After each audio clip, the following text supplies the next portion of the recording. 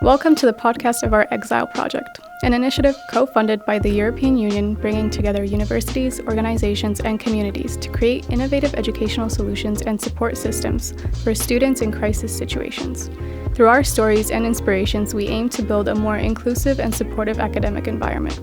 Tune in and join us. Welcome to our podcast. I am María Quílez Sartaguda from EFMD. I will be hosting this episode with two parts. In our previous episodes, we focused on Exiled students, but this time, we wanted to highlight the realities of researchers whose careers have been disrupted by displacement. In this second part, we'll speak about institutional support that Exiled researchers receive and their contributions to their host institutions. We continue the conversation with Delphine, Administrative Coordinator of the Scholars at Risk Program at Université Libre de Bruxelles, and Alex, an Exiled researcher and former Solidarity Fund Fellow. We hope you enjoy it. Now let's going back to the institutional support that Exiled researchers get here. We discussed that Alex came to Belgium with this fund. What would be the support that is provided to him with this fund? So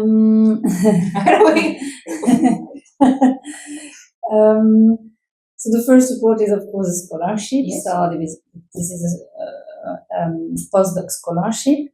It's for 2 years, but it's officially it's for 1 year, and then the researcher has to apply for a second year. But it's if the promoter agrees, it's automatically for a second year. So the researchers doesn't have to apply again. It's just if it's okay with the supervisor, it continues. We help as better as possible the researcher with the accommodation, but unfortunately we don't have any housing actually specifically for this project. So it depends on the availabilities and possibilities. And we have an accommodation service, so we have some contact with this service to have information, to make there some possibilities. And so yes, the most maybe support that we try to give is really the support about administrative steps, so about the visa to start, and then when the researchers arrive at WB, it's to have maybe a moment at the office, explain all the things that the researcher has to do, and then to also support with the commune, with the residence card, with the bank account, with the health insurance registration, and all things that the person has to do.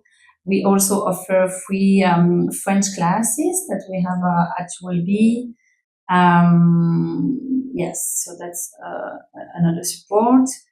And then we just try to be there during the 2 years. We organize also a moment with all the researchers at risk, with also the promoter, supervisor, the vice rector, to have a moment together. So, yes. Okay. That's the support. But then I see that they have like a person of contact or a group of people of contact. That's super interesting. Yes. Yeah. Okay, so that's not left alone. It's like via an email. No, it's like yes.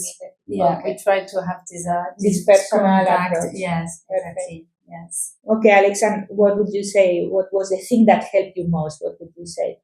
You don't have to choose one. You can mention several. I mean, maybe it is not very right or nice thing to say, but I'm personally, and again, as a postdoc and as the person who at some point of my career was hiring postdocs, I don't believe that there should be a high level of paternalism, like that postdocs are grown-up people and you don't need to take that, and make every step together. For me, at the moment of visa preparation, Delphine, she sent me the guide, quite a big guide, where I had the opportunity to check almost everything about where to find, where to search the flat, where to go to the commune and different communes. Yes. So, and I mean, this is exactly what researchers should do. They should research. They should, search for the information.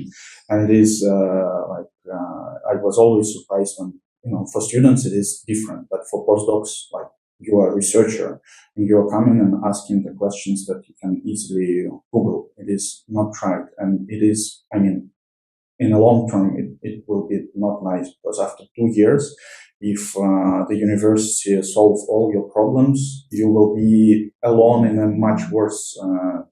So for me, it was like the guide. I read it from the beginning to the end.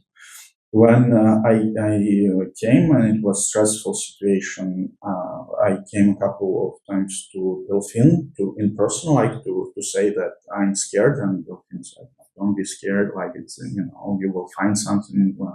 You should just continue." Because again, now it seems to me quite funny, because after a week I was like, I didn't find a flat. Like, come on, like, no one can find a flat in a week, But you have other things to stress about, so of course, like, every situation is different. It's understandable that.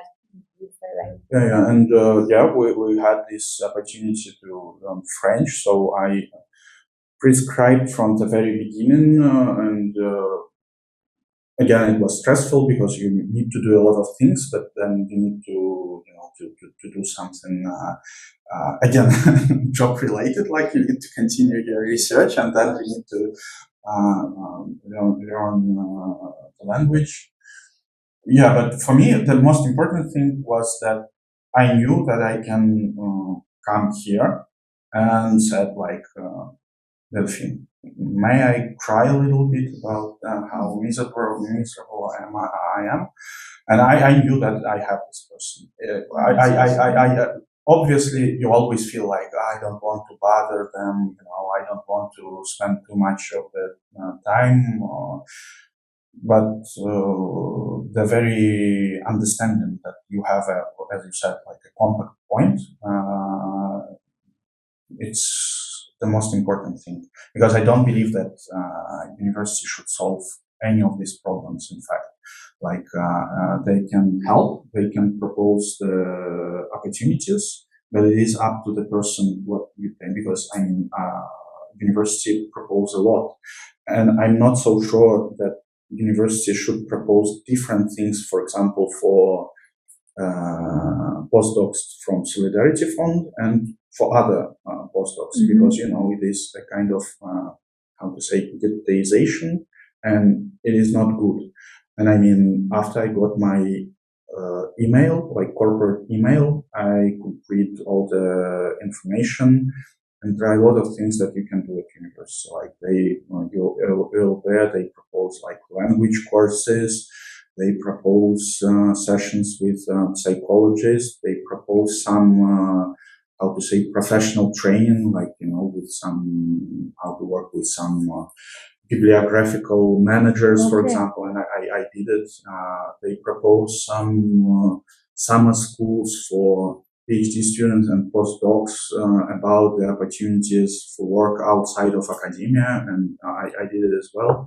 So in fact, I think that I tried a lot of things, because this is how it works. Like, you came here as an adult, yes. You need to behave like an adult. Sometimes it is hard. You always can ask for help, but it doesn't mean that, we will do everything for you just because, And, but I know that maybe it is something specifically connected with my personality, because we had a chat with the other guys from the program, and yes. I was like, do you know that you can apply for some sessions with psychologists? And they, no, we don't. But it was in the, the information.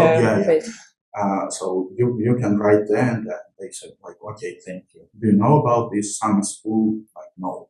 Then you can. So I think that the body system could be important, because it is not because it is about specific needs of the postdocs. It is just because people are different, and there are some people who will check the website of organization to find everything, and some people who will just chill, like I'm okay. Maybe more passive.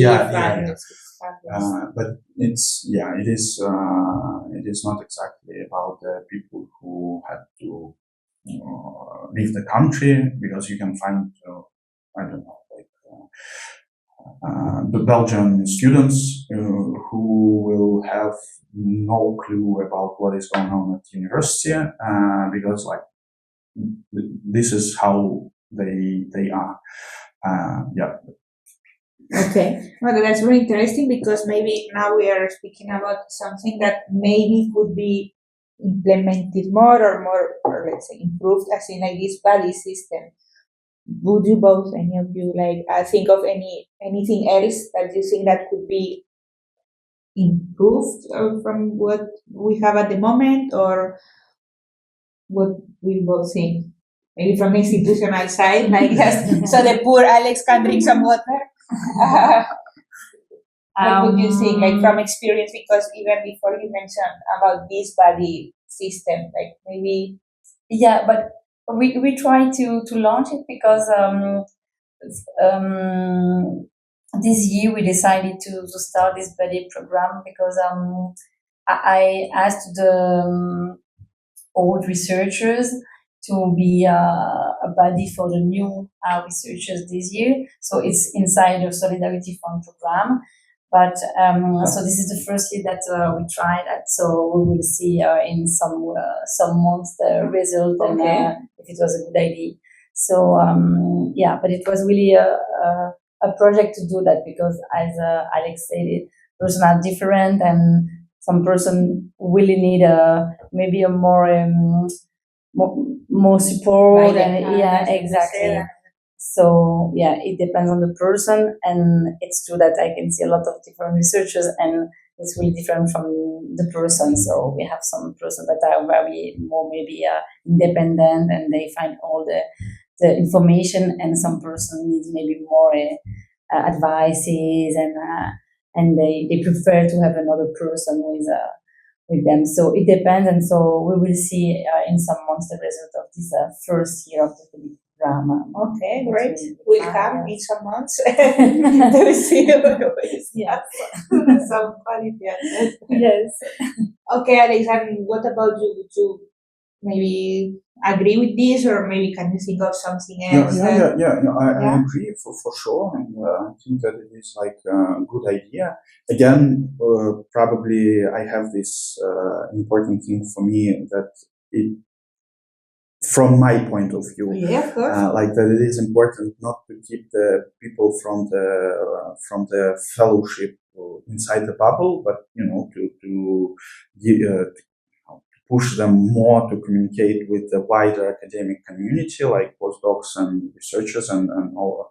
But obviously there are organizational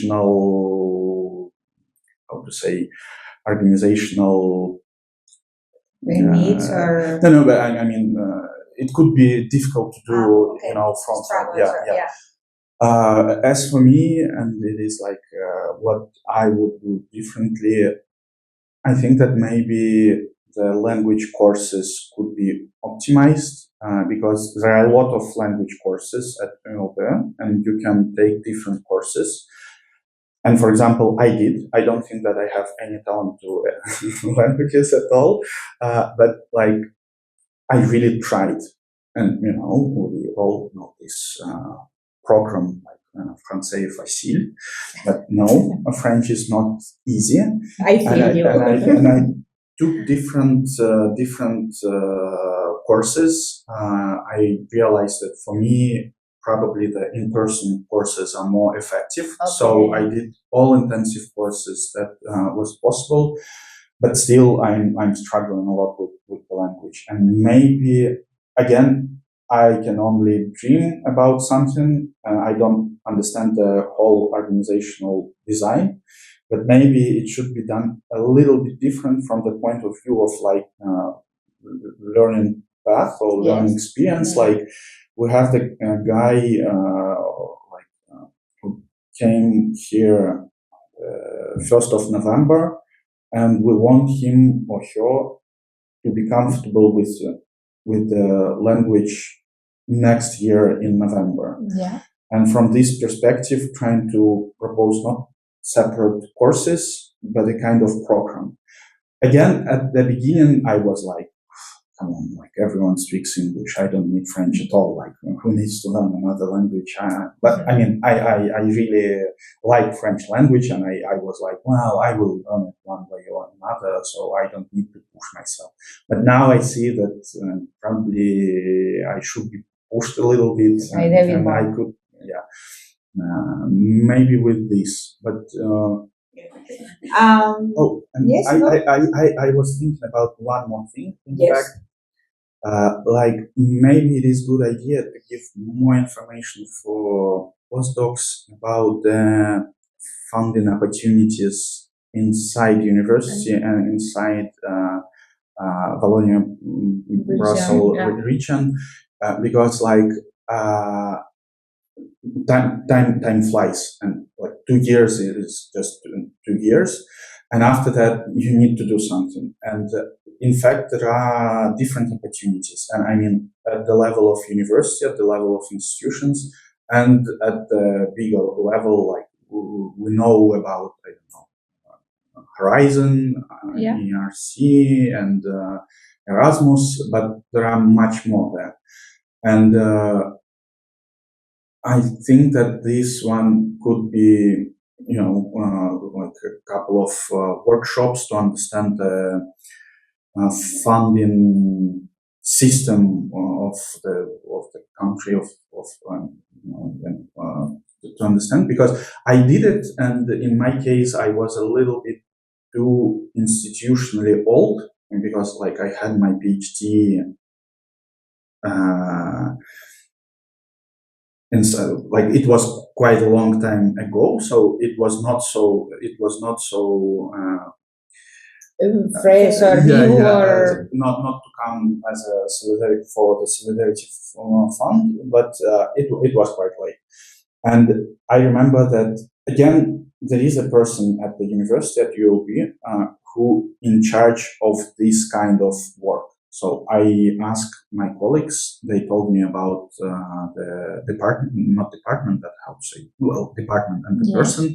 I contacted the person, I came, I asked about these opportunities, she explained something to me, and I was like, well, okay, now I know it. But I think that this could be important for more people from the beginning, and probably this is not super obvious that you can do it by yourself. I knew about it because like I had some extra experience, not as a researcher, but maybe for other postdocs, it would be a good idea to give them all information, since we have a person here at ULB who is in charge of this, just a workshop, like we have this, we have that, we have this and that, and it could be useful, I think. Okay, very interesting. Very interesting. So before we spoke about with the fund that you came here, but then a little bird told me, maybe this little bird is wrong, told me that you were also involved in supporting, the launch of the Scholars at Risk initiative here at ULB. This is like a great example of like how Exiled researcher in this case contributed actively into these other initiatives of the institution. Can you think of another example, Alex or someone else that was similar to this one, like about the contribution of the researchers in one way or another? Yeah, I think that all researchers are involved in this topic. I remember some researchers that want to participate in some. It was an exhibition about academic freedom. They said, okay, if it's possible for us to participate to that. So I think that all researchers are really involved in this matter, in this topic. But a specific example, it was. I think it was 5 years ago, we decided at the International Relations Service to start a new project that was about decolonize, and so we decided to start that, and it was it was really a big project, and we set a new steering group with some different person, and these researchers decided to participate in the project very actively, and he was in the committee. He also organized some movement with some students to have some experience and something like that. So he was really involved in this project. It was a project just from international relations. So but he said that it was a very important issue for him, and so researchers that are coming in this project are very I think involved in some project at ULB, and they really want to participate in the life of ULB. Okay, that's great. Okay, we are close to finishing. So Alex, what's your situation? What's your current job at the moment? What are you working on at the moment? Is it connected to your previous, let's say, life or situation back then, or? Yeah, well, now I'm in the process of finding a job. Yes. Because we like Brussels, we like Belgium, and we feel like home here. Okay. So I don't want to move, and I think it would be a little bit unfair because we moved here for my job. And then my wife, she found a job, and my daughter is feeling well at her school. But the academic market is not so big in Belgium, and as a postdoc, you should be ready to move if you want to, to continue. Okay. So now I'm searching something not necessarily connected to academia, to stay in Brussels, to stay in Belgium. It is a little bit more complicated than I thought it would be. Okay. But the situation is like that. I'm trying to find something. Okay, great. Not necessarily related to my previous things, not necessarily related to research. But again, since I have some experience in project management, so to say, it seems that hopefully there could be some places for me. Okay, all right. And what advice would you give to a peer arriving next month, let's say? Like, all these administrative things are on their way, and like they know their spot here. Well, the first one is learn the language. Don't get trapped in the situation that everyone here is speaking English. You don't need French. No, you need, because after 2 years, if you decide to stay and you will search for a job, not knowing French will cut the opportunities like in half. And I mean, French is super nice and it's a beautiful language. So And it sounds super nice. Oh, now I feel like a little bit a little bit guilty. Okay, you can learn Dutch as well. Dutch is nice too. The second one is do your homework. You need to be active if you want to understand what is going on, if you want to be in the context. So you need to check what opportunities, you need to check your corporate email. And the third thing is communicate with people, because networking is everything. You need to talk to people all the time, even if you think that it is unnecessary. It is always better to ask and to get the answer than to think about asking but never getting the answer. I think, three things is the most important. Perfect. And Delphine, if you had to do the same, what would be your three? Because you said three, so let's keep three. The three recommendations. Perfect. No. What would be yours? Recommendation to Another. research? Yeah. Okay. Who's about to come here? Yeah, maybe just to also not to be so stressful, because of it takes time, I think. So be patient. Like Alex said, that at the beginning you just want to have your permanent flat. And so also be patient, because I remember that for some research at the beginning, it was very hard. And then after 2 years, they say that it was very nice to live in Brussels. And at the end, they have some friends, some sports, some really good place. So I think that just take time and it will be right at the end. But yeah, it takes really time to be good. Yes. Okay.